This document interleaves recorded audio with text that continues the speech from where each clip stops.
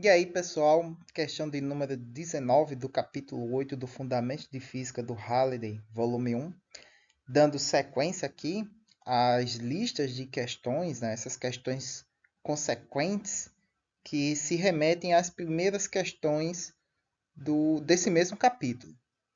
Da questão de número 1 até a 8, nós tivemos a determinação de valores de energia potencial. E da questão 9 até aqui estamos agora, no momento, conservação da energia mecânica.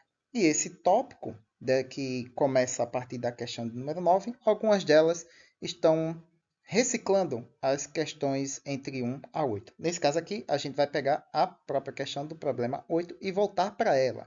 Então, nós temos o problema, né, para quem não tem, não para quem quiser melhor entender, é só voltar para a questão de número 8, que lá vai estar todos os dados e todos os detalhes do problema que aqui a gente vai apresentar, esmiuçar e tentar resolver.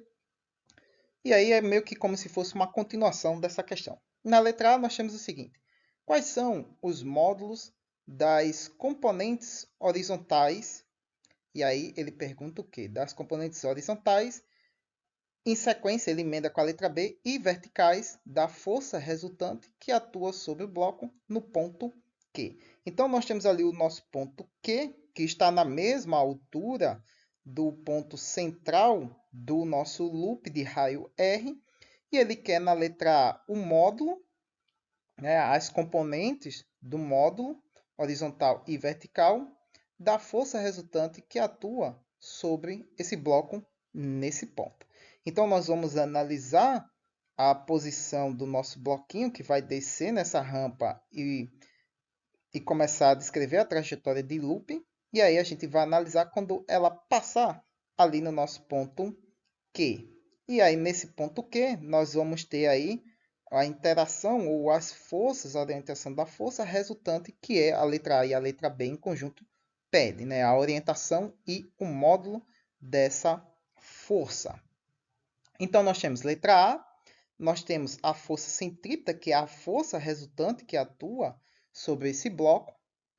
Sendo mais específico, na verdade, a força resultante ela só vai atuar nesse bloco ao longo dessa trajetória circular que ela descreve quando entra no loop. Então, como você vai ter um movimento circular de raio R quando você entra no loop, você vai ter uma força centrípeta. E como a gente já viu em capítulos anteriores, desde o nosso capítulo 5, que é quando a gente começa a tratar de forças, a gente sabe que um objeto em um movimento circular, a força resultante sobre ele é a nossa força centrípeta.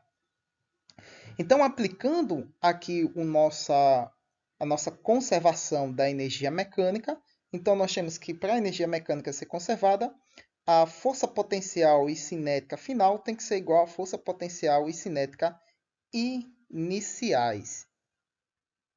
Como é dito na nossa questão 8, que o bloquinho parte do ponto P a partir do repouso, então isso significa que a nossa velocidade inicial ela é nula, o que significa que a nossa energia cinética inicial também é nula. E a nossa energia potencial inicial é máxima, pois ele está na altura máxima que ele pode estar nesse sistema, que é o nosso H igual a 5R. A energia potencial e cinética finais vão ser dadas ali pela posição e as características das grandezas que englobam essas duas variáveis quando ele está naquele ponto ali, posição Q. Então, abrindo a nossa equação a nossa energia potencial final é mgr e a nossa energia cinética final 1 meio de mv quadrado, né, que é a nossa energia cinética. Lembrando que a altura onde o bloquinho se encontra, que é no ponto Q, é a nossa altura R, que tem o tamanho ali de 12 centímetros. Eu peguei alguns dados da questão 8 e trouxe para cá, para escrever aqui, pois a questão não mostra, porque ela pede para você olhar lá, mas aí é fogo, né? Eu trouxe para cá para que eu não tenha que estar olhando direto para o enunciado da questão 8 para tentar lembrando quais são os dados que estão. Então nós temos aqui as grandezas envolvidas. E a nossa energia potencial inicial, mgh, onde o nosso H, como vocês podem ver aí na figura, vale 5R. A gente pode colocar as massas e evidências e eliminar elas da equação e reescrever essa equação. Então, vamos ter aí 1 meio de mv quadrado, que é igual a gr menos gh, perdão, gh menos gr, né, que eu coloquei esse termo para o lado direito da igualdade e aí ele vai trocar de sinal. Isolando a nossa velocidade, nós vamos ter o seguinte, que a nossa velocidade neste ponto aí vai ser a raiz de 2 vezes g, que multiplica 5r, que é o nosso h, é que eu coloquei g em evidência, né? Eu dei um pulo, tá? Para não colocar tantas linhas de equações, né? Fui resumindo. O que eu não gosto muito, né? Porque às vezes a gente dá um salto de uma linha de equação para outra e aí às vezes o estudante fica perdido. Mas o que eu fiz aqui? Coloquei o nosso g em evidência, fica g que multiplica h menos r. Passei o 2 dividindo para o outro lado multiplicando e a potência na forma de raiz. Só que aí o nosso h a gente sabe que é quem? 5 vezes r. Então eu troquei ali dentro do parênteses o nosso h por 5 vezes r. Então a nossa velocidade fica raiz de 2g que multiplica 5r menos r. Então vamos dar continuidade, substitui os valores. Nós temos raiz de 2 que multiplica g, 9,8. E a diferença entre 5R menos R, que dá 0,48 metros, ou 48 centímetros. Né? Lembrando que 5R vai ser 5 vezes 12, e você tem menos R, que é 12. Mas colocando em termos do padrão do sistema de pesos e medidas, que é o metro, nós temos, né, 0,12 na verdade aí, e 5 vezes 0,12. Resolvendo essa expressão, a gente tem que a velocidade do nosso quadrado, né, do nosso bloquinho, no ponto Q, é de 3,07 metros por segundo. E por que eu fiz isso? Né? Nem expliquei, né? Eu devia ter falado. Né? Por que a gente vai precisar da nossa velocidade? Porque lembre-se que o termo da força resultante ela depende da massa que multiplica a aceleração centrípeta, que é dada por quem? Pela velocidade linear ao quadrado sobre o raio. E isso aqui que você acabou de encontrar é a velocidade linear do bloco na descrição, né? Na descrição da trajetória desse loop. Agora sim, a gente aplica a força resultante, que é o que ele quer na nossa letra A, que é mv quadrado sobre r, porque o r aqui é o raio da circunferência que forma o nosso loop. Então, substituindo os valores, você tem a massa do nosso bloquinho, não está descrita aqui, mas está lá na questão de número 8, que é de 32 gramas. Então, dá aí 0,032 quilos, que multiplica a velocidade, que a gente acabou de encontrar elevado ao quadrado, sobre o raio da circunferência do loop, que é de 12 centímetros, ou 0,12 metros. Então, resolvendo essa expressão, a gente tem que a força centrípeta, que é a força resultante, que atua sobre esse bloco nessa posição, é de 2,5 newtons. Na letra B, ele pergunta a direção, né? A direção em que essa força resultante atua. Então, a direção em que essa força atua... Opa, perdão. Perdão que eu cometi uma pequena gafe. Eu esqueci da outra componente da força resultante, né? Que lembre-se, a gente tem mais de uma força atuando sobre o nosso bloquinho, que, caramba, foi um vacilo, né? Que é a nossa força-peso. E olha que eu monto essa questão, só que às vezes não dá tempo de resolver no mesmo dia que eu monto, e aí eu perco a meada da descrição do passo a passo que eu ia usar, que eu usei para resolver, e aí vou esquecendo. Mas aí, quando eu vou passando aqui, aí eu vou relembrando. Então, nós temos a outra componente, né, que ele quer as componentes, e não a força resultante e a direção. E olha que eu acabei de ler, né, o texto, né? Então, ele quer as componentes, né? Vertical e horizontal. Então, na letra A, a gente achou a horizontal, que atua no horizonte, né? No eixo X, podemos assim dizer. E a vertical é a nossa força-peso, que atua na vertical no sentido para baixo.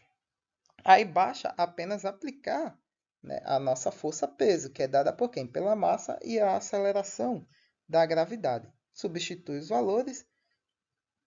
A massa é de 0,032 kg e a aceleração da gravidade 9,8 metros por segundo ao quadrado. Então, nós vamos ter a componente y da força resultante que atua sobre o bloco de 0,31 newtons. Agora, na letra C, ele pede o seguinte: de que altura h o bloco poderia ser liberado a partir do repouso para ficar na iminência de perder contato com a superfície no alto do loop. Então, na questão de número 8, ele consegue fazer o loop. Aqui, na letra C, ele pede o seguinte: qual é a altura que podemos soltar o nosso bloco para que quando o bloco chegue na parte superior do loop, ele fique na iminência de cair. Ou seja, isso significa que a força normal desse bloquinho, que é a força de superfície de contato entre ele e a superfície do loop, seja nula, né? Para ficar ali na iminência da queda. Óbvio que se for nula mesmo, o bloquinho cai, mas vamos considerar que ali na iminência entre nulo e não nulo, né? Vocês entendem o linguajar da física, né? Para ficar ali na iminência da queda.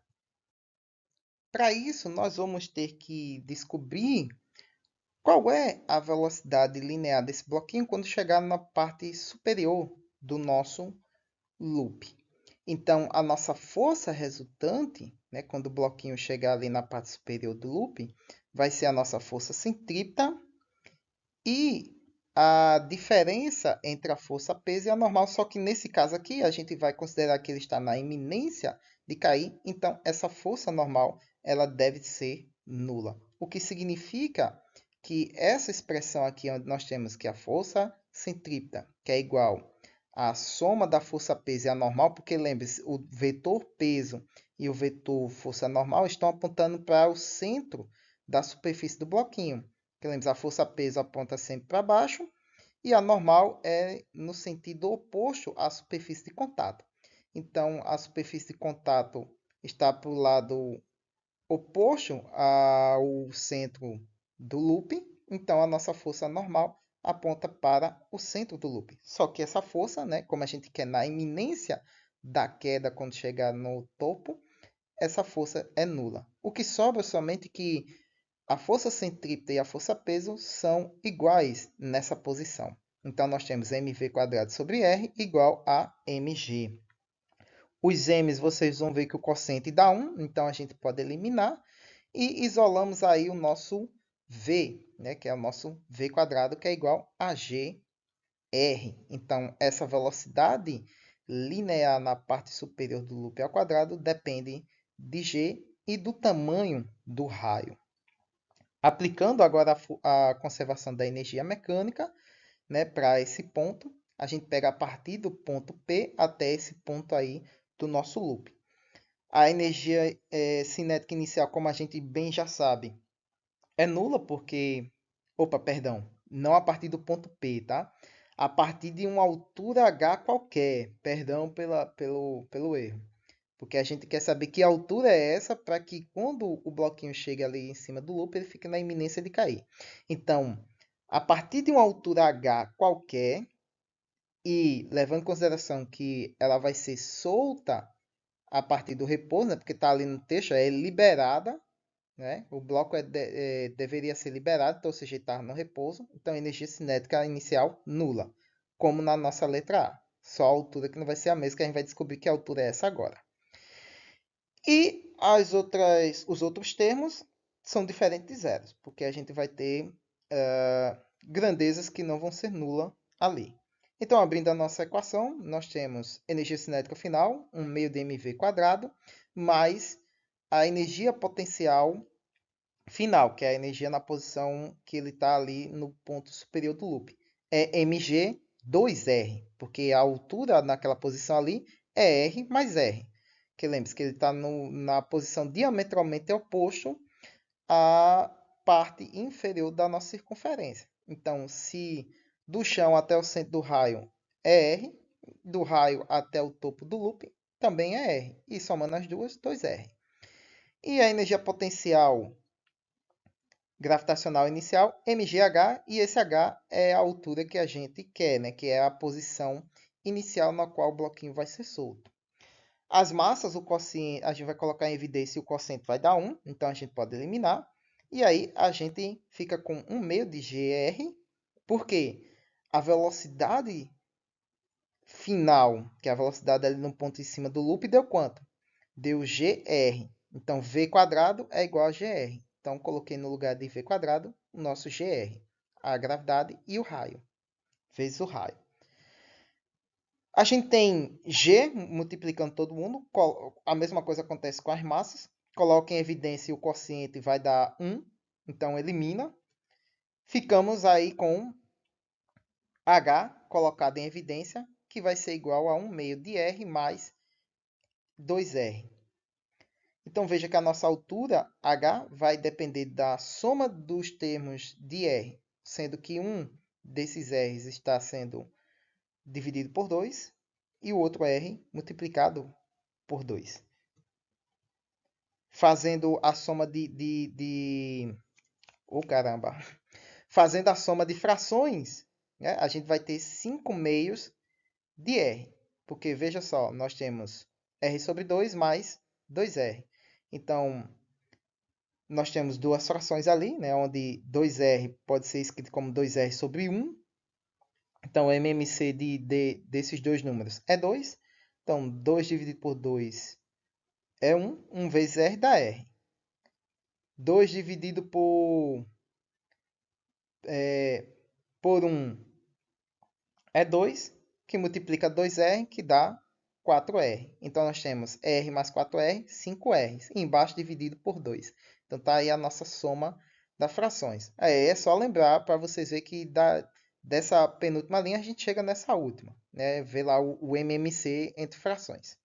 A gente sabe quem é r, então substitui, que é 12 centímetros, 0,12 metros, e resolve a expressão, que vai dar uma altura de 30 centímetros.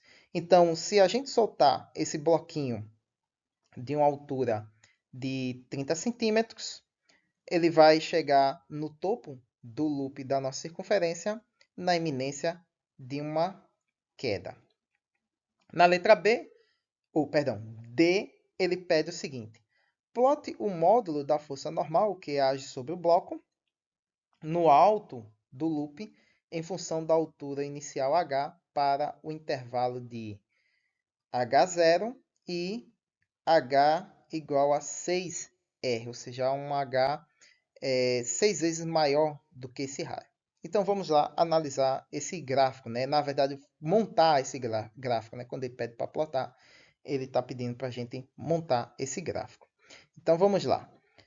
Ativando aqui a nossa conservação da energia mecânica, a gente vai montar uma expressão da nossa velocidade final, que vai ser descrita no loop, né, para poder, então, substituir na força resultante, que é a nossa força centrípeta, e daí, então, montar uma expressão da força normal em termos da altura h e montar um gráfico que relaciona F normal e a altura h. Então, nós temos o seguinte.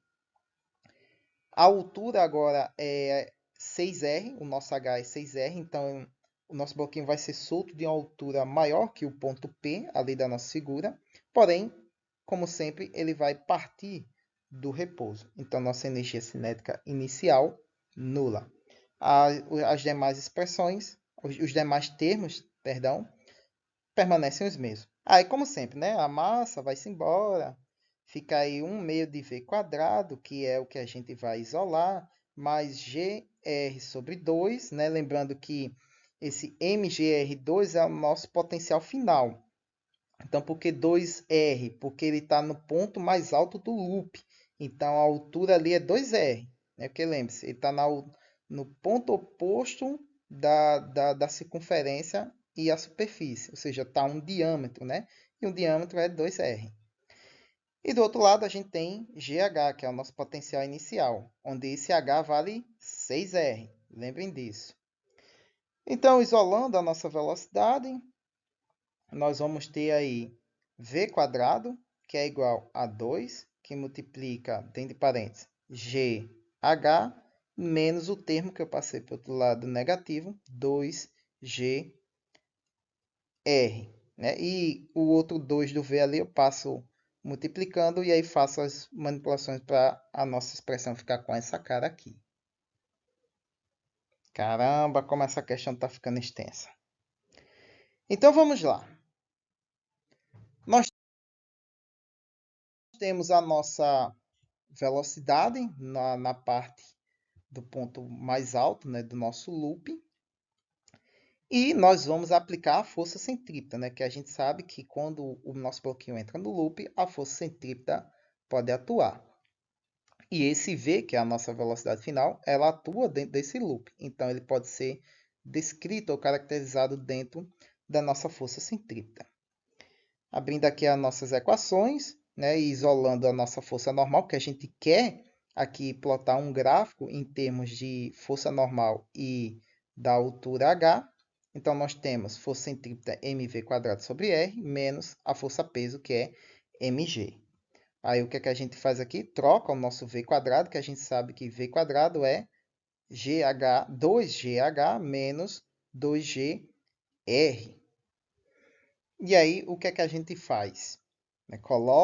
Multiplica aí esse termo de fora do parênteses pelos termos aí dentro do parênteses. Então, nós vamos ficar aí com 2mgh sobre r menos 4mg, porque o nosso R ali vai ser cortado com R, né, quando a gente for multiplicar.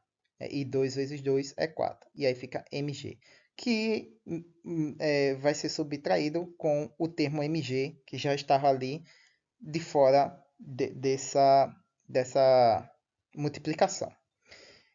Então, a gente coloca aí em evidência alguns termos semelhantes, né, colocando na verdade, o que é que a gente faz aqui faz MMC de novo. Pode-se colocar os termos semelhantes em evidência, mas de todo jeito no final você vai ter que fazer MMC. Então, o MMC disso aí vai ser 2mgh sobre r menos 5mg. Se quiser, você pode colocar mg em evidência e substituir as grandezas e resolver o problema, ou não, né? Ou pegar já daqui e resolver daqui mesmo, tanto faz, o resultado final vai ser o mesmo. Então, substituindo os valores, nós temos 2 que multiplica a massa, 0,032 gramas, G é 9,8 e você tem ali o nosso H, sobre 0,12 menos 5 que multiplica a massa, que multiplica a aceleração da gravidade. Então, resolvendo isso aí, a gente tem a nossa função, que é a força normal, que é igual a 5,23h, que é o nosso primeiro termo, menos o segundo termo, que é 1,57, né? O resultado de 5,0,032 vezes 9,8. Então, veja que isso aqui é uma equação do primeiro grau. Então, pode ser expressa como uma função, né, que a gente faz, que nem na equação do primeiro grau, que a gente aprende lá no ensino fundamental, ou até mesmo no início da graduação de Física, de Matemática, de Química e qualquer outra disciplina que envolve cálculo, né? Então, como sendo uma função de primeiro grau, a gente já sabe que o gráfico vai dar uma reta. Então, vamos aqui colocar o nosso gráfico da força normal em função da altura, força normal em newtons, altura em metros. E aí nós temos o nosso primeiro ponto, que é quando a altura, né, ela for zero. Quando a altura for zero, a gente vai ter ali 5 que multiplica 5,23 que multiplica h, h sendo zero, sobra somente o termo menos 1,57. Então, isso significa que a força normal nessa posição, né? Quando o bloco estiver no ponto mais baixo do loop, né? Você vai ter a força normal apontando para o sentido para baixo, né? Na verdade, para baixo, na mesma direção da força peso, de menos 1,57. Outro ponto notável que a gente vai ter aqui é quando a força normal é nula. A gente já fez isso, a gente respondeu na letra C ou foi D? Foi na letra C, né? Em que a gente tem o ponto do topo do nosso loop quando o nosso bloquinho fica na iminência de cair, que é quando a nossa força normal ela é nula. Então, resolvendo essa expressão, isso vai acontecer quando a altura h for 0,3 metros, né? Quando ela estiver nesse ponto aí, né? For solta desse ponto, né? Que lembre-se que a gente está fazendo uma função da normal em relação à altura h. Lembrando que essa altura h, como a gente não resolve, quando a gente estava resolvendo essa expressão para chegar até aqui, esse h é o do nossa energia potencial inicial, tá entendendo? Então, né, você tem aí a posição 30 centímetros, ou 0,3 metros, que é a altura em que vai nos proporcionar uma força normal nula quando o bloquinho estiver no topo do nosso loop. E aí, para finalizar, como ele queria, né, em função de uma altura h igual a zero até uma altura 6R, né, h igual a 6R, falta agora esse ponto, né, para o nosso gráfico, né? Quando o nosso h for igual a 6R. Então, substitui ali, no lugar do nosso h, o 6R. A gente sabe que R vale 12 centímetros, ou 0,12 metros. Substitui, né? Multiplica por 6, vai dar 0,72, resolve a expressão. Então, quando a gente soltar o nosso bloquinho de uma altura 6H, a força normal no topo do nosso loop vai ser de 2,2 newtons. Então, tá aí os 3 pontos notáveis da nossa... Na verdade, eu só queria da altura 0 até a altura 6R, né? Mas aí eu incrementei ali o ponto, né, que a gente encontrou na letra C, que é quando a força normal for nula, né, que é onde a nossa função vai cortar o nosso eixo horizontal da altura. E aí fica assim a nossa equação linear, né, de primeiro grau da força normal em função da altura inicial h. Então está aí plotado o gráfico como pedido da nossa letra D. Muito bem, pessoal, é isso aí. Essa questão ficou muito longa, deu quase meia hora de vídeo, então não vou me prolongar muito aqui, já vou me despedindo. Curtam, compartilhem, se inscrevam no canal. Espero que eu tenha ajudado vocês na compreensão dessa questão, né? Se inscreva se você é novo, divulgue aí, compartilhem. Dúvidas, críticas e sugestões aí na caixa de comentários e até a próxima questão.